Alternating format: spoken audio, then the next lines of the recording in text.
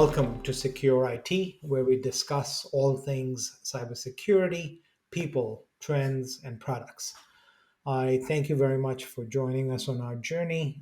Melvin, who does all our production, tells us we're probably approaching the 50 podcast mark and well on our way to 100. Today's guest is an IT executive with an international flair. Sorry, Melvin, you'll have to edit that out.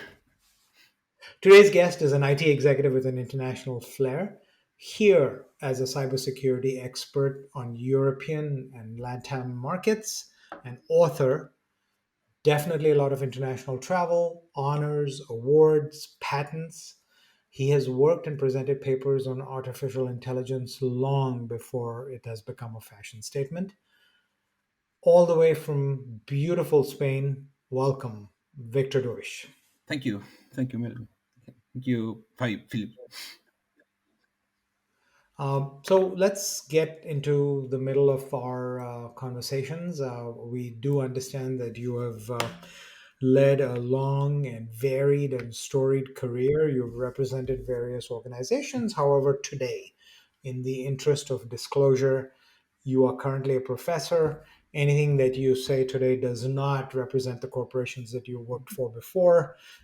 We are here to pick on your brilliant career, your expertise, and your career today as a professor and a consultant. So, very clear about that. And these are forward facing disclosures. So, Victor, walk us through your background and your career and the various choices that you made that got you here. And this is an interesting question because we recently did a webinar, and there are about 3.5 million cybersecurity vacancies globally. People are yearning to join and get into this exciting field. And I'm sure after this podcast, someone's going to click on you on LinkedIn and say, hey, you know what? That was a great conversation. Can we follow you? What's your advice? So please, for our listeners, walk us through your career and what are the choices that you made to get you here. Well, first of all, I'm 55 years old, so I started to work with computers, so to know about computers in the 70s, with the big mainframes and things like that. First decision was to move into computer science as a career, in the first time. But it was an easy decision. Was my father was a professional in IT, one of the first pioneers of IT in Argentina, one of the first people which was trained in these huge mainframes, in the 70s. So it was quite an experience to go to the data center in the 70s and see those huge machines with lots of tapes running at the same time, a lot of people working on it. It was quite an experience.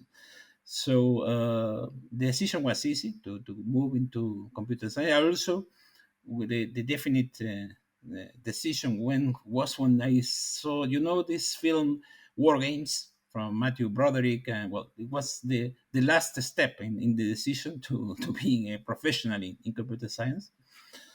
And then after that, in the being at the university, I started to specifically working on development, software development. It was my career was very oriented to software development. We were following the path of that moment the Stanford program applied in Argentina, but very very oriented to software development and to solving problems, scientific problems using different programming languages, and also oriented to what in that moment was the artificial intelligence. We were coming from the first AI winter, and when the AI, artificial intelligence, was starting to move again. And in that moment, I started to work in researching in the, what we call knowledge acquisition. Now you call that data science, but it was the same, data mining in that moment. And I started to work in that as a researcher, being at the university. After that, first decision, my first job was related with that, was related with software development. I also developed some commercial software in artificial intelligence, just to to acquire knowledge by building rules about data, taking some knowledge from the data and building rules on it.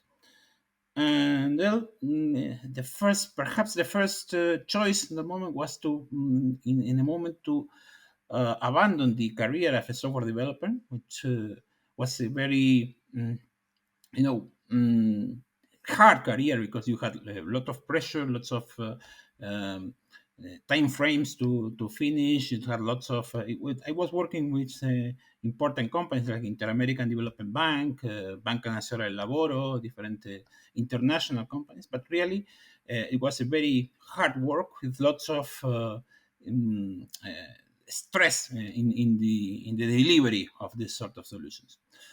So after that, it was the opportunity to move to consulting. So I started to work in '95 in KPMG. KPMG was a very good school in what we know now as cybersecurity, because it was information security, information risk management, system audit were working on. But really, it was the fundamentals of cybersecurity in the future. We were starting to work with the internet. The internet, the first commercial development of internet was in that or around that age. So I started to work with that, and I also specialized in some of the IT practices that KPMG had at that moment in SAP, in BPR, business process engineering, and sorts like that. I was in KPMG 6 years, being from a single consultant, to a senior manager.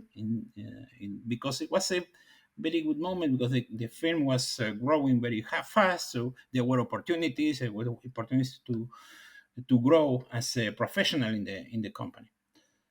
But then after 6 years, there was a moment of a transition in the consulting industry. You may remember when the Enron scandal, the transition, all the big four companies or big five companies in that moment were starting to spin off the consulting business from the audit business because of professional risk. So there was a transition moment when the consulting career started to change from this partnership like companies that we had at KPMG to a corporation, a technological corporation. And the problem was that in that moment, the career path that you had, which were your aspiration was to be a partner on the company, partially own the company, was not possible anymore because you was going to be a managing director, at least in the new corporation, which in the case of KPMG Consulting was converted into a bearing point.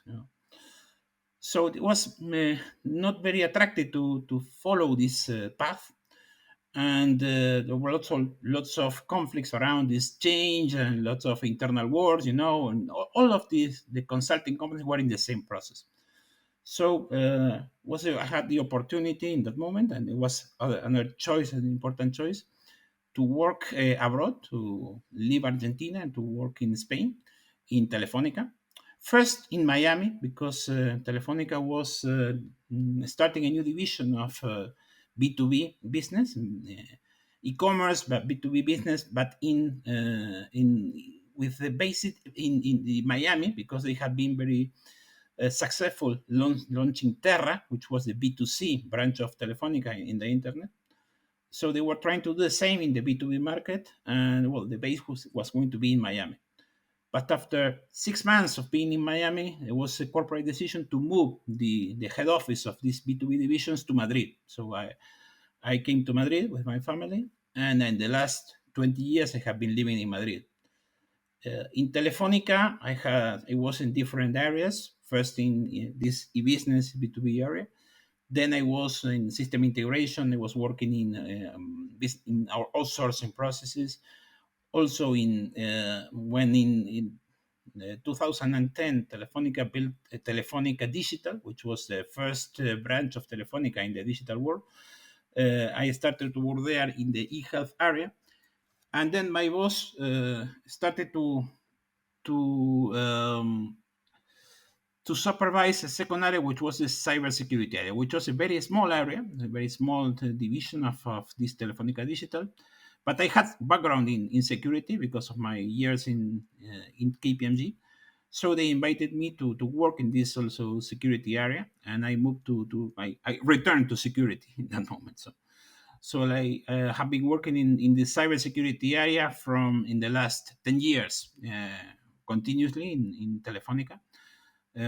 From this very small unit that we had internationally to a big company that we have today, which has just in Spain 250 million euros of revenues and 400 million euros around the world. So really is a very important company just today with the different the growth that we had in the last 10 years. So well, and the last choice perhaps it was last year. Last year when uh, I had 55 years, a company making me an offer when in Telefonica when you uh, have around 54, 55 years, they can offer you the possibility to leave the company, but continue to with just one obligation, which is not to work to the competence. You know, you are not you not do not have executive responsibility in the companies, but I continue to collaborate in academic issues and in producing content from the company, for instance, books or articles and things like that. And well, collaborating this way, but without executive responsibilities and just with the obligation not to work for of the competition. So in the last year, I adhered to this plan. I started to work in the university. When I was in KPMG, I was simultaneously working at the University of Buenos Aires in the information systems area, information system subject. And well, I started to work here in Madrid in two different universities, the MSMQ University, which is a Madrid School of Marketing. It was a private university specialized in marketing, but it also has some information technology careers. So I started to work there in the cybersecurity area, teaching cybersecurity, and in Immune Institute, which is another technological institute in Madrid, also teaching cybersecurity.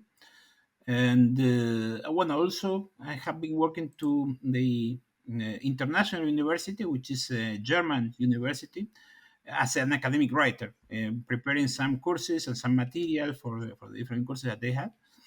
And just now, well, the last year also had some an additional, as a writer, the possibility to launch a book, which is Ciberseguridad para Directivos, which is translated Cybersecurity for Managers, which is a book which is oriented to, you know, there is a lot of people in companies which are line managers or businessmen or owners of companies even, but they are concerned about cybersecurity, but they are not specialists in cybersecurity. But they need to manage risk and the cybersecurity risk in their company. So I try to write a book for them, not very technical, using language, business language, in the way that they can understand good, and they can giving them different elements, different tools to manage risk in a company without being a specialist, without depending in a specialist to doing that. So in the last year, I also launched this book with my lead editorial in Spain. In Spain, unfortunately, it's only in Spanish just now. In the last 2 months, I also launched a second book, which is fiction, which is based on some, uh, my professional orientation is always there. So it is based in some historical events based on the encryption and disencryption of the Zimmermann telegram, which was a big scandal in the First World War. It was the cybersecurity incident if you see in the eyes of today, but this cybersecurity incident drove the U.S. entering in the First World War. So it was an important incident. And well, and around this story about the Zimmer telegram, I built a novel with different characters. Um, People from the US, Spain, from Argentina, from Germany, and well, using these elements around the encryption, disencryption of Telegram, Zimmerman, Luxembourg telegrams, and other facts in the first world, I launched this other book. So that's in general my Thank you. background. Thank you. Thank you so much for the detailed story. As you were going through, I was traveling with you, Victor. from Argentina, all the travels between Brazil. There's some interaction in Hmm. Asia. And of course, the churn that happened with whatever the big seven to the big five to the Hmm. big four to the big three. I mean, it keeps changing.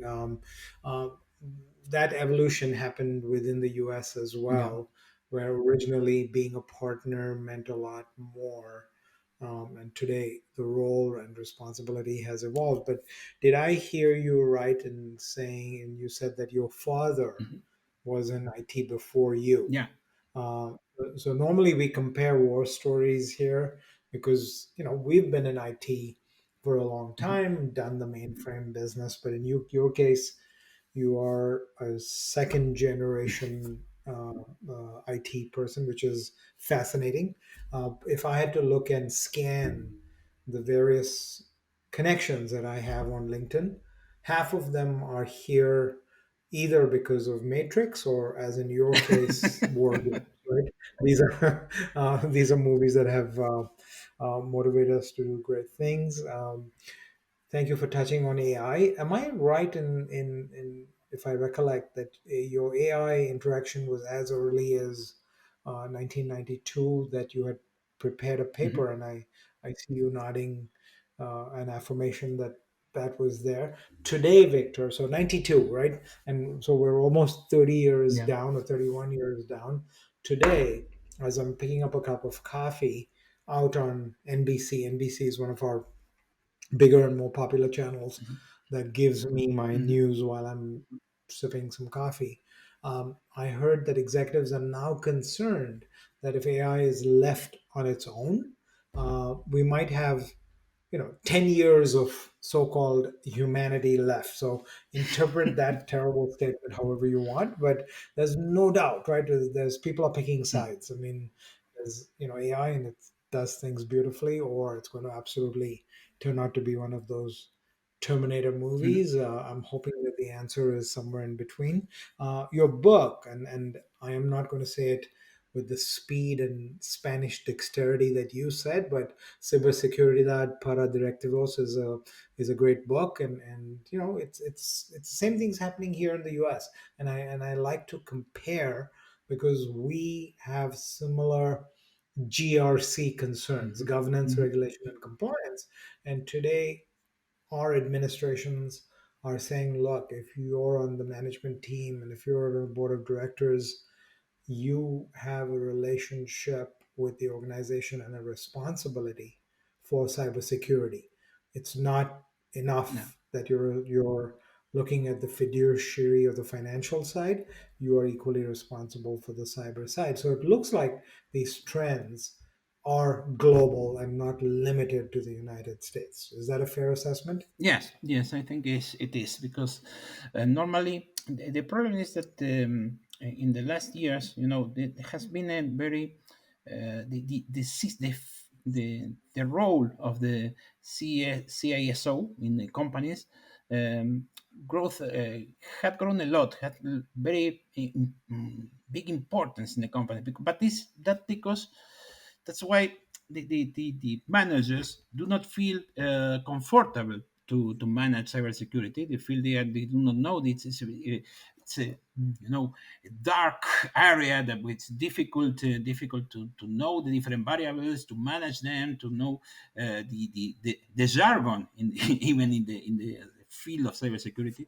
So they feel insecure working in that environment. So really the problem that they had is they have no the basic knowledge. A financial manager today, he's able to manage different risk, logistical risk, financial risk, even if he's not a specialist in those risks. But really, he is able to manage it. But when he started to work in cybersecurity, they receive lots of input from different areas, are very concerning for them because of the jargon, because of the press, because the lots of incidents that you are receiving information all day. So low companies with catastrophic issues in cybersecurity. So they are concerned, but they do not know how to react to that. So uh, the idea of the book is trying to allow them to start to work in this area, in this cybersecurity area, with not having fair to work in that, because really they have the same capacity to work managing financial risk that's in cybersecurity, but the variables are quite the same. Yet you need to have the same method Sure. of managing risk, and not to be afraid of this difficult jargon of the cybersecurity professionals. And then, well, you should be a line manager managing all of the risk in your company in the same way. So that's the idea of the book, trying to giving them this Excellent. possibility. Thank you. Thank you very much for putting that in Yeah, perspective. And you're right. Today's directors and C levels, it's press, it's outside influences, it's the yeah, government, it's compliance. Tell me, Victor, as we continue our conversation, yeah. what's top of mind for you today in terms of cybersecurity? So, we're sitting here. It's almost midnight for you. There's many time zones that separate Los Angeles from Madrid. However, our worlds are Mhm. fast colliding, right? It's becoming a unified approach in terms of cybersecurity defense. As you Mhm. teach and come back to us with this vast industry experience, today, what's top of mind for you from a cybersecurity point of view? Well, today, we're in the process of this moving to the cloud. The most companies are trying to migrate their corporate application they had in house to the cloud. So there is a very important transition of the role of the CISO in this transition, because the security professional in the past, they had control of every variable in the environment. They can control the network, the servers, the applications. Every layer in the cybersecurity area was controlled by the security responsible, by this guy. So but now the problem that the security professional, that lots of the security layers are in hands of third parties, cloud companies, or SaaS, software as a service companies, lots of companies that are managing part of the layers that he was managing in the past. So really, the role of the security professional is changing in the companies also, because they need to specialize in different things. They need to be more specialized, for instance, in identity, in how to assign rights to different people, in analyzing the confidentiality or the degree of sensibility of the different data sets that they had in the company. So this role of the security professional may change in the future, because the obsession of the security professional was to protect the perimeter, but the perimeter is not there just now, because he cannot manage the cloud perimeter. He cannot manage the telecommunication operation perimeter, because they are already outsourced in a third party. So really, the security professional is changing in more to supervise the work of third parties, of these third parties, and then to specialize in these different roles, in the identity, in the data protection analysis, and the classifying the different data sets in the different degrees of sensibility that they have. So really, they need to make this transition. This is one of the most important trends that we have. An additional trend that in the moment is perhaps also the OT IoT area, because lots of devices that in the past were not connected to the internet, all of these sensors and industrial equipment in the past were in closed networks, but were isolated from the internet, were deeply what not already managed by the IT people. They were managed by the production people in the different plants, in the different factories. So really, we are also having this process of mm, there is a convergence between this production area, this production field, and this IT field in a new information technology environment in the companies. So also the IT people need to know lots of concepts around industrial facilities and industrial production and this sensor in the field. So they also need to Yes. specialize in that. And in addition, there is a convergence between this virtual world, the information technology, and the physical world, because also, today when you access to a company, if you want to protect the perimeter, the physical perimeter of a company, you are using system, you're using application, you're using different identity verification systems. And in addition, when you're protecting the IT system, you also need to protect the point of access to your network, the different positions, how the people recognize themselves in a part of building or in different areas of building. So there's also convergences between this IT world and the physical world, and perhaps there will be unique people who will manage the security in the information technology area and also in the physical security area.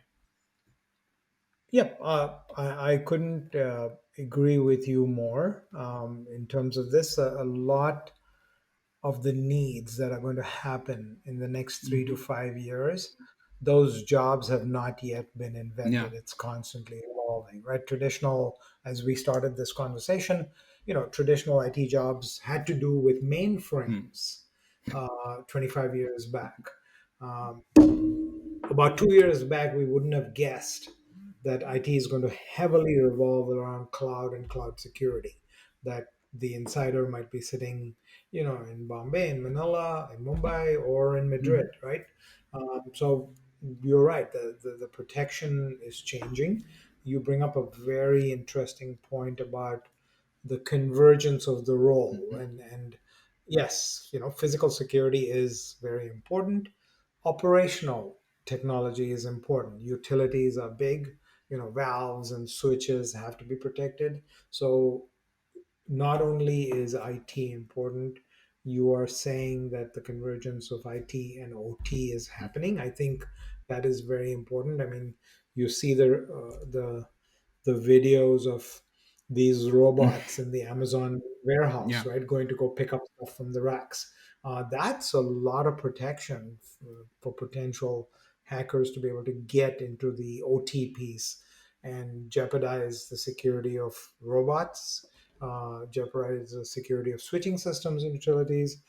So excellent conversation about how our jobs are evolving. Thank you for that, Victor. Let's dream a little bit, Mhm. okay? And let's talk about the future of cybersecurity. So, normally, trends today are, hey, let's not worry about passwords. We've got biometrics, we've got multi-factor authentication, we've got single sign-on. The next generation saying, I don't want to remember 20 character passwords. Validate me and let me go in. I don't have time for this, right? And so, catering to our customers, we're heading towards a passwordless world. We're talking about continuous authentication. I should be able to check who I am constantly. The company that I belong to and that I'm a part of has a product that tests the speed, rhythm, and cadence at which you type and can tell with a high degree of accuracy who you are. In in your world, with the view from your side of the Atlantic or the Pacific, depending on whichever is the shortest one, Victor, what's the future of cybersecurity? Well, they think uh, yeah, biometrics is the next frontier. As you say.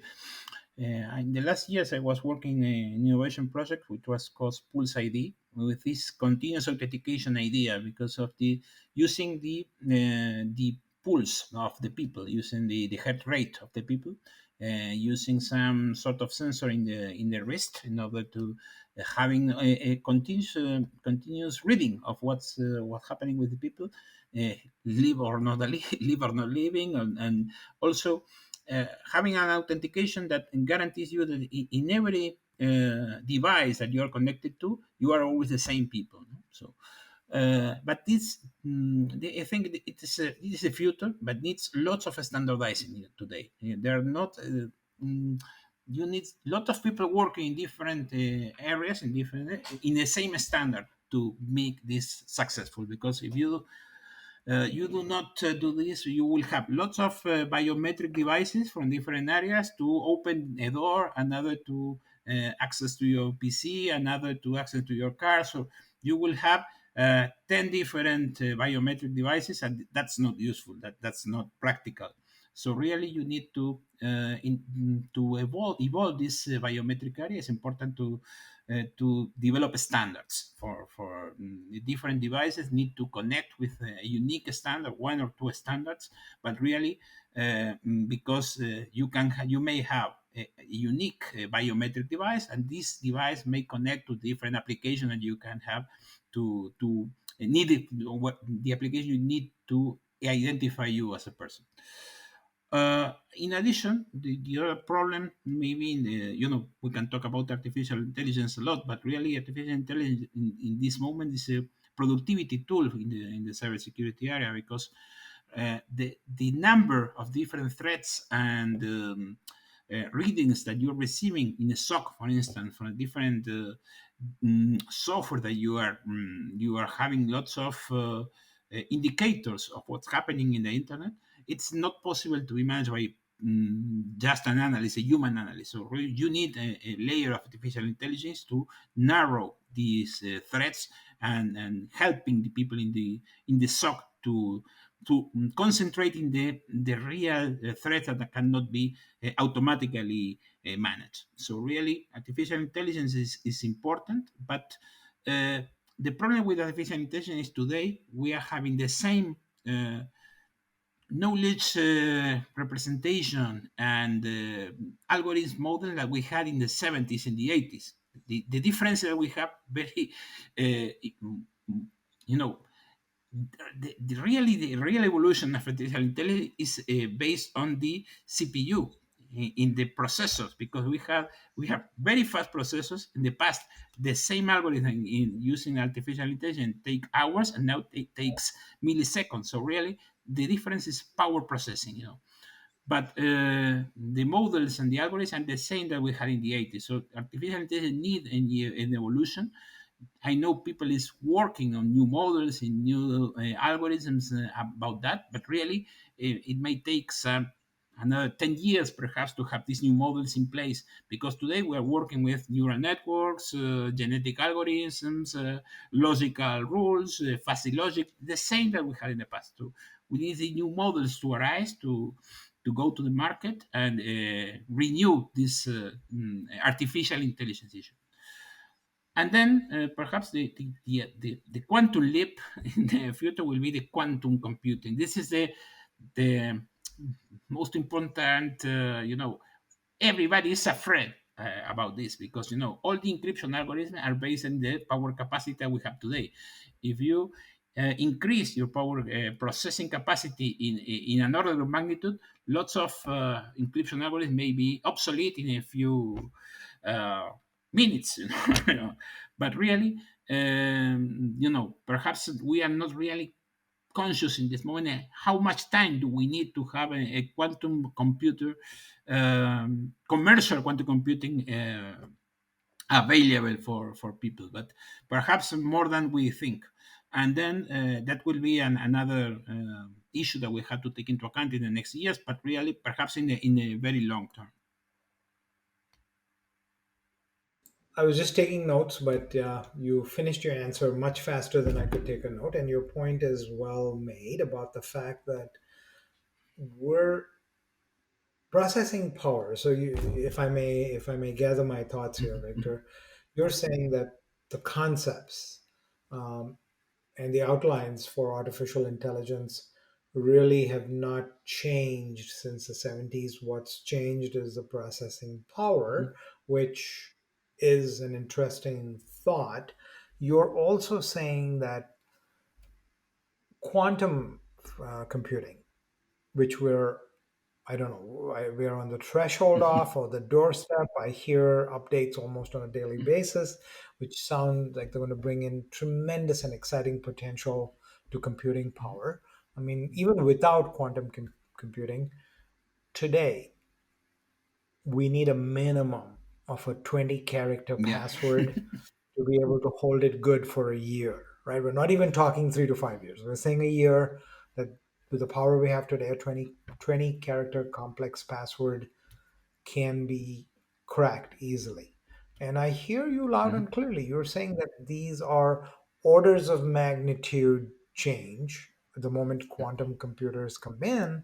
And we're going to take this 1 year, which is a really good high water mark, and we're going to compress this to milliseconds in terms of cracking these passwords. And so it's going to be highly disruptive, which is exciting at the least, right? I mean, now it means that we're going to eliminate passwords and we're going to have some other kind of barrier to protect our data. And I will mull over that this weekend, I promise, and think about what's going to happen. I mean, passwords we both agree are redundant. Mhm. When it comes to privacy, if I may allow you for a moment to represent all Europeans, right? So in the US, we don't have much of a choice. We barely type up the data and it hits some kind of marketing database somewhere, Mhm. right? And it's done. But in Europe, you do. You have a choice. You can go up to the giants of Facebook and Google and say, look, I don't want my data to be anywhere. And, GDRP leads in terms of setting the tenants for privacy. Um, we're hoping that we'll soon adopt that. We've been a little behind both in terms of being able to hold on to our credit cards after dinner and let the terminal come to us instead of giving up, you know, our credit card to the Mhm. server, something that the Europeans have been doing for years. We're catching up. On privacy, you set the standards. I would say Canada is a close second in terms of maintaining those security standards for privacy. Um, so exciting times, there's absolutely no Yeah. doubt about that. And I want to close with you, Victor. So you've traveled, you live an exciting life.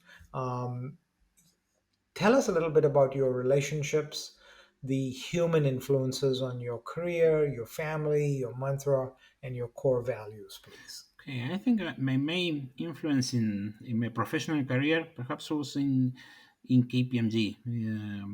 I had a senior manager who was working with me was Carlos Portela, which also is an author of different books in cybersecurity, and he one of my most important influences in my career in terms of professional attitude, in terms of management of projects, in terms of well, how you manage teams and things like that. So that's the main influence that.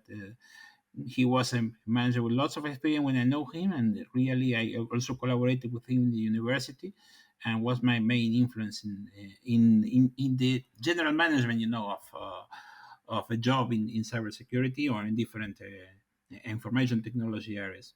In addition, also I have very good bosses generally in Spain, for instance, when I arrived here, well, I had a very good boss and then friend, Fernando Cortiñas, which taught me a lot about how to manage teams, how to make fun in the office, and being motivated already, and make well, not to be. This is not a sacrifice. We're making fun here in the office, and you need to be. Um, you know do your job, but enjoy it also in a way. Also, I had Rowan Herkovitz, which is one of person from MIT, and he taught me a lot about how to rationalize decisions, how to take into account different variables in order to take decisions very objectively using these parameters. Also, another person very important was Jose Perdomo, which is now is CIO of Deutsche Telekom in the Czech Republic. He was our manager in cybersecurity and eHealth in Spain, very business-oriented person. We also a good background. He's an aeronautical engineer, so he's also very concerned about the critical processes, how to manage redundancy, how to be very uh, process be very safe when you deliver processes on the different applications. Also, very security professional like Paco Ginel, which was one of the important people in Spain. He's very known in the Spanish market because he was in a credit card company as a CEO in a credit card company, and then he also was responsible for cybersecurity in Telefonica Spain, and now he's working in Netscope, in a company in this cybersecurity company. but is also referent in the Spanish market in the cybersecurity area. Of course, my last boss was Jose Luis Gil Perez, which is just now the director in Telefonica Spain of the public administration, defense, and cybersecurity in businesses. And he's also a referent in the country. He's also in the with the defense and security forces referent. He is also integrating the different units. He's a person who could integrate the different units in operations, in marketing, in sales, in a orchestrated organization, all working all together to get results. It's a very business-oriented people, and especially also in building teams with unifying different lots of profiles from different areas and also delivering results. Well, all of these people, I think, have been important for me in terms of I learned a lot from them in different moments, and they all influenced me in some way. And also, well, my values. I come. My main school was KPMG, so all the ethical issues that we had in KPMG because of the customer delivering for our customers in a honest way, in an ethical way. It's also a path I follow in all around all my career because these ethical concepts are very, uh, you know, mm, strong in these Yes. companies. And really, you also, if you follow these principles, these values along your career, you do not be wrong in any way. You really are in Right. the right path. So I think this ethic, the loyalty to your teams, to your organization is also part of my core values. Well, really, it's not. I'm not. Very. You know what Machiavelli said, no? The Yes. means and the ends and the objectives. Not And really. You need to be ethical. You need to deliver result, but with mm, sound means, with ethical means. So that's the way I work.